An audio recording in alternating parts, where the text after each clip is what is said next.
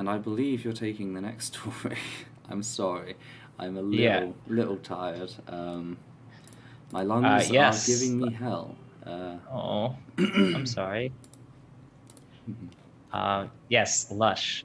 This is allow me to take you on a journey.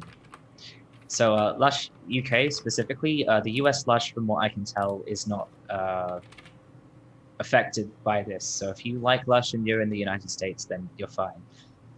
But Lush UK donated to two anti-trans orgs, Women's Place UK, and I'm guessing this is pronounced Philea. I'll just cover the Philea donation first because it's fairly quick. So Lush donated to them, the transphobic org. They even listed this organization on the list of recipients of donations. But I missed it while I was investigating Women's Place UK because it was just described as a feminist conference in Bradford. So I saw that, I thought, oh, that's kind of weird. And I just scrolled past. On investigating it, trying to figure out why they described it this way, that like Philea's website does not say anything about being based in Bradford.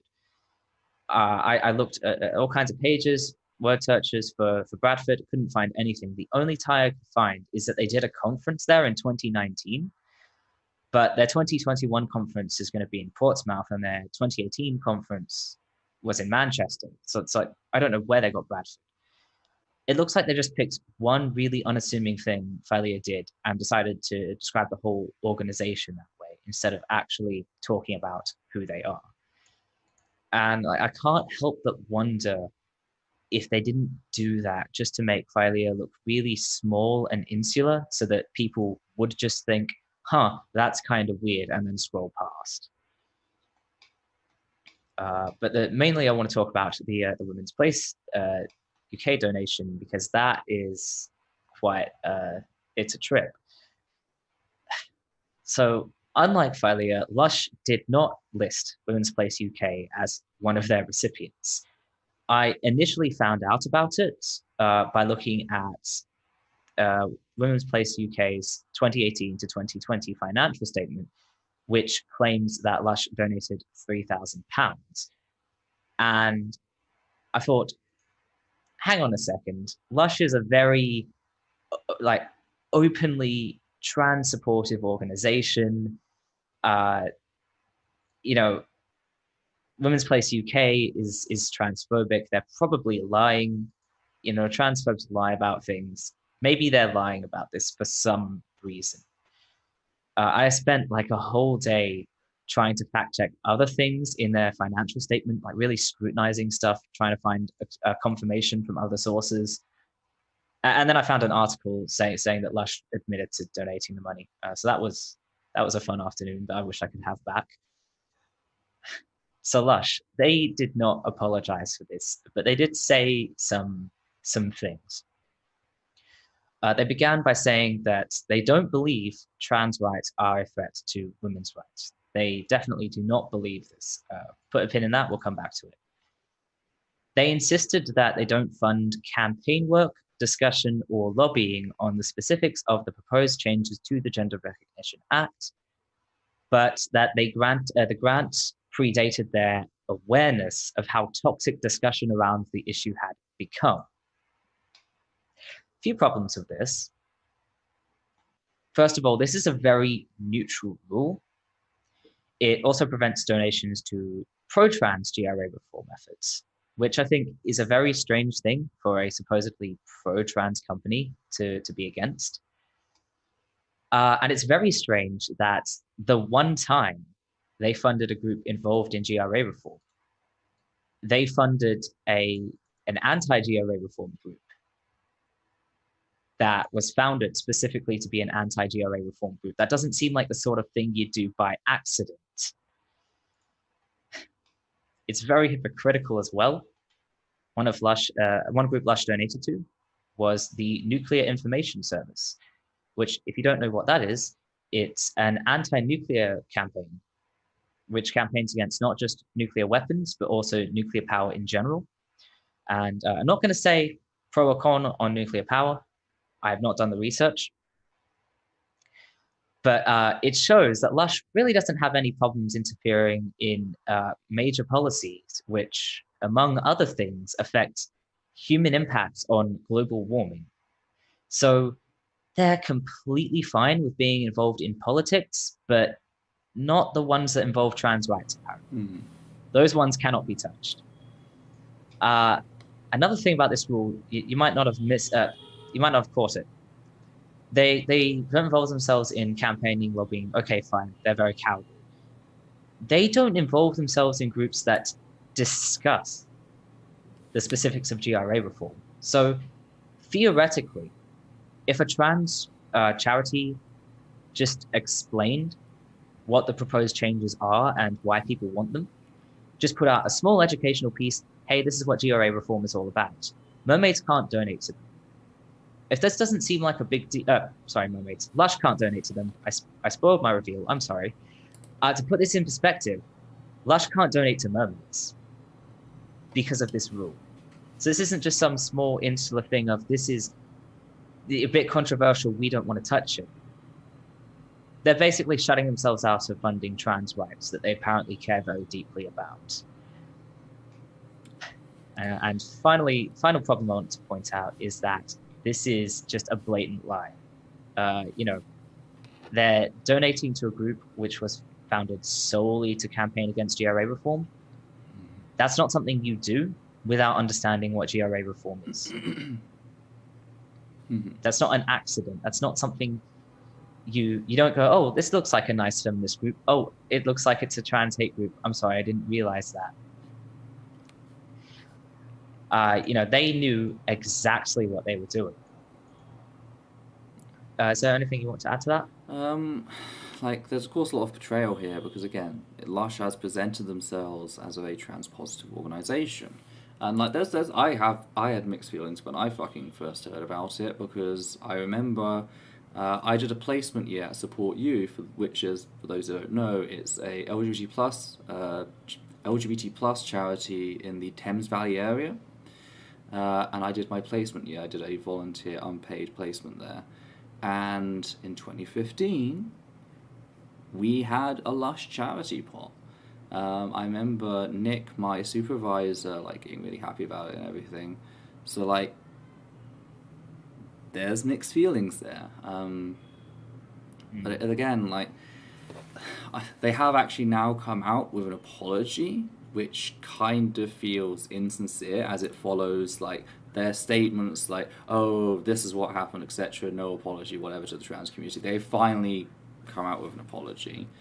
But I've seen no actual action. They say, oh, well, this is before we knew about Women's Place UK and their toxicity.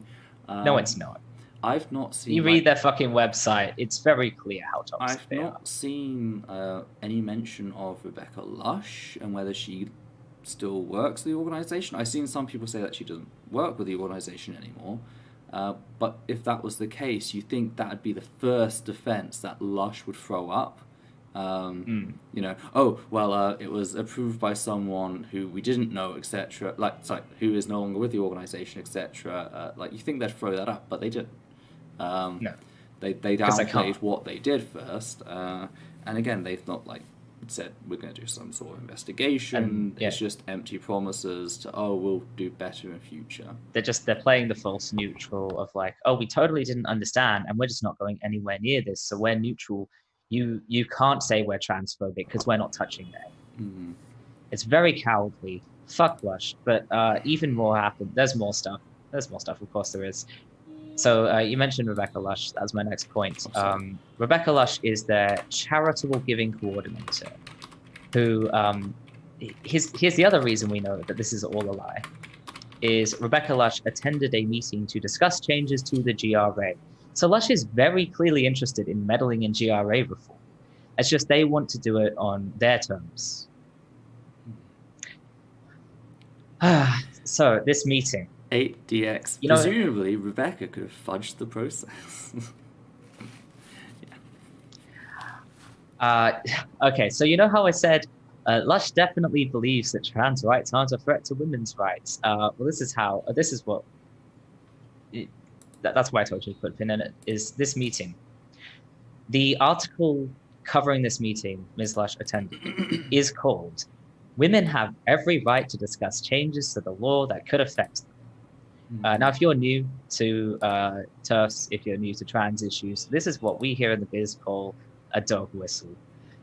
Talking about women just trying to talk about things that affect them is a dog whistle for turning trans rights into these fake women's rights issues and trying to shut them down because women think they're affected. Are we covering that in more detail? Is how women are not affected by this? Yeah, I'll cover it quickly. Oh no, I've got a whole thing. I'm just saying, like, I'm not saying that women aren't affected just as a dismissal. I am covering it, I promise.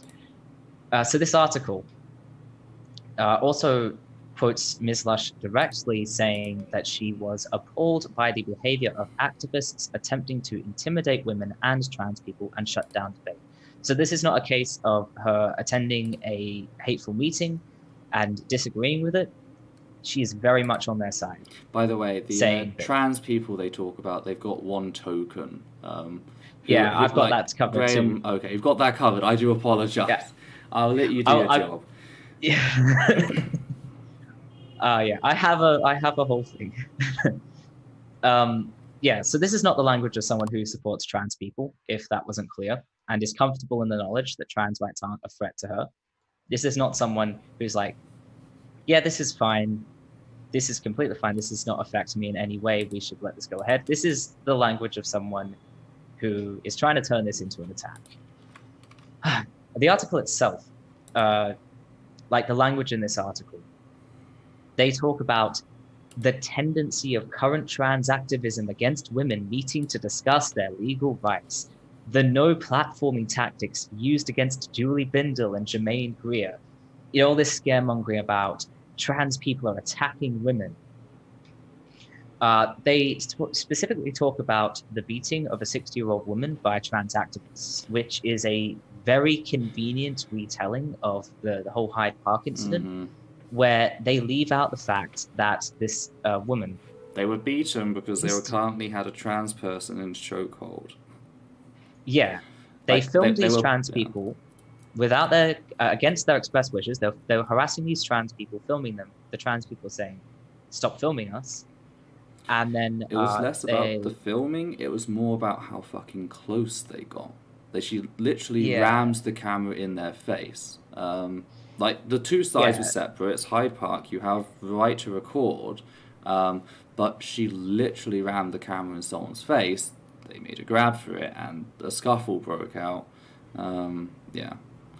Yeah. So these trans people, they tried to grab the camera. This woman's response was to physically attack them, and it's only then that there was a physical retaliation and she got physically hurt. Oh, but that's the thing. It wasn't immediate. She drags the other person away. Like, the trans people gather a second, realize that one of them's been dragged away, and they run over and push her off the trans person that was being attacked. There was one fool at the start who was before she came close to the trans crowd, had tried slapping the camera out of her hand. And the court did fine them for that because it kind of instigated the whole thing. But at the same time, the court would not give any money to the claimant because they said, yeah, okay, they tried slapping the camera out of your hand, but you then escalated things. So, like, you are equally responsible. We fine them for their wrongdoing. I'm waiving your fine because, what you went through, sort of thing. Someone's concerned about you, Ethel. My health. What it is, it's not COVID. Pretty much, I had the flu. The flu opens my lungs up, and the Delhi air pollution, which until recently was hazardous, it's now become very unhealthy, is just preventing it healing. So it's going to take me a few more weeks at least, potentially another couple of months for it to properly heal. This happens every winter.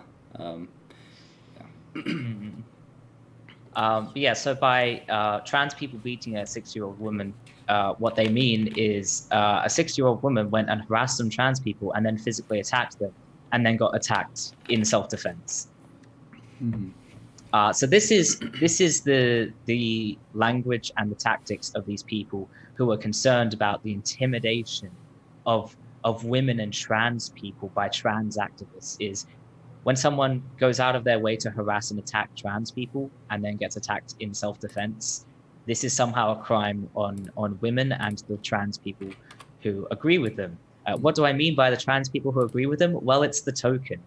The only time trans people are discussed positively in the article are trans people who also want to see women's legal rights upheld and are concerned about the negative effect of self-identification on them as transsexuals. Now I imagine TERFs are going to try and excuse this by saying, oh, they're only mentioning trans people with these views because they're the ones who are attacked by trans activists. But like, this is the only time in the whole article where trans people are portrayed positively. There's nothing about, we know for a fact that transphobes and TERFs mistreat trans people who disagree with them. There's no talk about, it's horrible that these trans people who just disagree with us are being mistreated, are being harassed and abused online. There's no talk about how, trans people do disagree with us, but you shouldn't be cruel to them. None of that. It's just these trans people who hold the views that TERFs want them to. They deserve protection. They deserve to be respected. And that sends a very clear message, regardless of any kind of context you want to bring. Respected is very stretched in the fact that the one that Graham Linehan always hangs around with, she lets them misgender her all the time. It's By respected, I mean you won't be physically attacked if you let yourself be a complete doormat for these people. And also these trans people, I imagine, I would be surprised if they exist, because I don't understand how self-identification could be harmful to trans people. Just for an example, one of the things self-ID means is you can use whatever toilets you feel are best for you. So for example, I could decide, I think using the men's toilets is a good idea for me, because if I try and use the women's toilets, I'm going to scare a bunch of people. The alternative to self-identification is being forced to use the facilities that people feel you should use based on your legal sex, which would mean I'd be forced to use the women's toilets, and I'd scare a whole bunch of people and maybe get attacked. So I don't understand why trans people would be against self-ID, because the thing is, it doesn't make you do anything. You can choose either one based on what's best for you. A bunch of trans people choose to use the toilets that are in line with their gender identity. A whole bunch decide not to because they know that they can't pass and they're probably going to get attacked for it. So yeah, these respectable trans people, they don't exist. I do not believe they exist. So basically, if you want to be allowed to exist according to TERFs, you have to hold views that are completely nonsensical. Not to mention that self-ID has nothing to do with GRA reform. And let's talk about that. Let's just talk quickly about what GRA reform is, so you know what has provoked this response and why it's so incredibly toxic and violent. So I do apologize. I know a lot of you watching probably know what GRA reform is, but okay. Here's the basics. The Gender Recognition Act basically defines the requirements you have to fill to get a gender recognition certificate. This is how gender recognition certificates work. This is how you get them. GRA reform is about making that process just a little bit fairer for trans people by removing the bureaucratic barriers, reducing the fee, moving the process online, which honestly is something that happens to most kinds of documentation, just as part of adjusting to modern technology. Like when, for example, MyGov is a thing in Australia where all of your records and stuff are online, or you can connect services and stuff. And there was no big legal thing about that. There was no thing about, oh my God, it's a reform, it's attacking people's rights. it's just naturally that's how you update things. GRA reform also, like, one of the things that people want is to remove the need for spousal consent, which obviously can be used to abuse trans people. That doesn't affect anyone in any negative kind of way. You can still divorce someone if you don't like what they're doing with their life. It's just you can't use your marriage to stop them from doing it anymore if that goes ahead. And then the other thing GRA reform does is it removes a bunch of things that have the potential for gatekeeping that are really degrading, like having to prove you're living as your acquired gender. What does that mean? Does that mean doctors going to force you to? Yeah, for 2 years. So you can't change your legal sex for 2 years, even though you'd want to, just to be able to live. There's a lot of room for gatekeeping with, why aren't you dressing a certain way? Why is your name like this? Why are you using these, what pronouns, what title are you using? You have to fit into this box. Why aren't you medicalizing, going through HRT, through surgery? Like, all of this is used as evidence that you're not really trans. Removing the requirement for a medical report detailing treatment, which seems really invasive to me, but I'm not an expert. Of course, I don't live in the UK.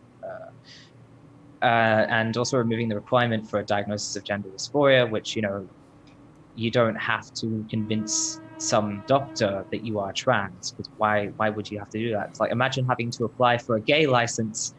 It's ridiculous. So that's all GRA reform is it removes some really unfair bureaucratic barriers, removes the potential for spousal abuse, and removes some things that are degrading and that gatekeep. All this achieves is you can change your birth certificate, which allows you to change the 3 typical legal documentation reported is your taxes, marriage certificate, and your pension. That's the thing. Those are the big 3. Those are the documents. A gender recognition certificate. It doesn't do anything that affects anyone else except the person who has it. The only thing that a GRC affects that might potentially affect other people is prisons. Now, here's the thing. Just to be clear, you do not need a recognition certificate to change your passport or your driver's license. So it is nothing to do with ID. Just making that clear. Nothing to do with ID, nothing to do with bathrooms, nothing to do with change rooms, nothing to do with other gendered spaces, like, I don't know, a yoga class or whatever. It's just birth certificate, marriage certificate, taxes. Birth certificate, marriage certificate, taxes, pensions, and prisons. But the thing about prisons is, when I saw this, I was thinking, hang on a second. I haven't been hearing anything about this. But you would expect these people would be scaremongering about prisons to no end. They keep talking about how GRA reform is an attack on women's rights. What rights? How is this affecting women? I was expecting prisons would come up. No one is talking about them. I had to go looking on the Women's Place UK website. I had to use Control F to find this one teeny little thing in the sidebar that linked to some discussion of prisons. It seems to have fallen more out of fashion over the last couple of years. There was a case, I don't know if it was last year or the year before, there was one case that they always kept going to, and that was, I forget her name, but that was a rapist who went to a female prison and assaulted someone. And that case, we didn't hear the end of it for years. So yeah, it's this one case that they didn't even bother bringing up that case. When I looked at I just looked at one article from the Women's Place UK website, thinking, okay, they're going to have some sort of thing left to debunk. They didn't. They did my job for me. They had a thing about the Republic of Ireland demedicalizing their GRC process, which they've done that since 2015. And in all that time, they've had a transgender sex offender move to a women's prison despite having not had surgery. Because here's the thing, is even if GRA reform, the most radical form of GRA reform, went ahead, cis women would still be sharing women's prisons with trans women, because gender recognition certificates are still a thing that you can get GRA reform is not making gender recognition certificates a thing. It's just making it slightly easier to get. And also, there's not a requirement for surgery anymore. So this transgender woman, she was moved to a women's prison, but according to the source, she hasn't sexually assaulted anyone, and she's being carefully monitored, both for her safety and for the inmate safety. Well, yeah. So another thing this whole thing sort of does is it kind of brushes under the rug the problems with female rape in prisons. That's the thing. Until if you're in a more women's recently, prison, it was actually higher rates of rape and sexual assault in female prisons in the UK. It's now equalised to the same rate as in male prisons. Okay, so one other thing is, according to this article, another thing I found out that really surprised me and just shows how much of a non-issue this is the UK has apparently opened an entire transgender prison unit as a separate wing in a prison in Surrey, just to house 3 trans women separate from the cis women. So like they are aware of the possibility of an issue. They're taking all these steps to make sure this is not going to be an issue, and it's working. So in other words, GRA reform does not negatively impact cis women in any way, shape, or form.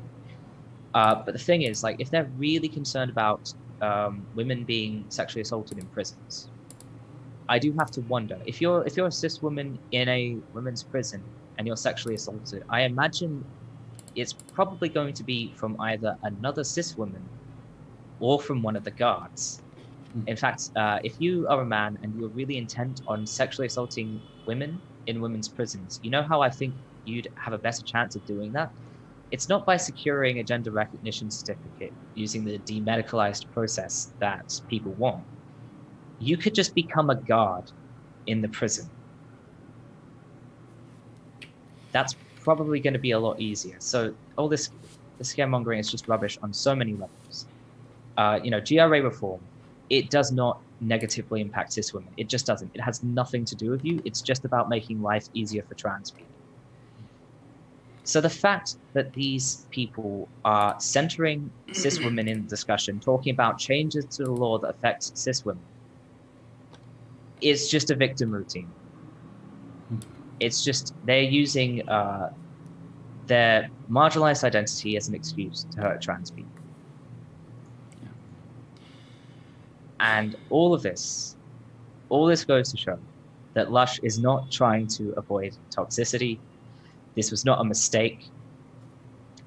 Their charitable giving coordinator is going out of her way to create toxicity and to lie about the situation.